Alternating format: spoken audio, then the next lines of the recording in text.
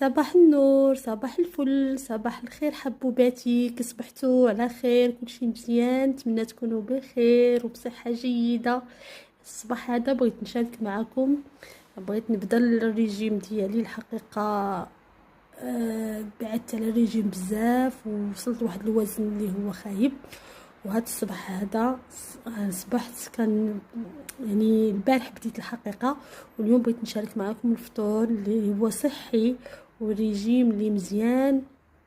اول حاجه شربت الماء في الصباح، جوج كيسان ديال الماء دافي، مع واحد قطيره الحامض، وخرجت تمشيت واحد نص ساعه وجيت دابا كنفطر.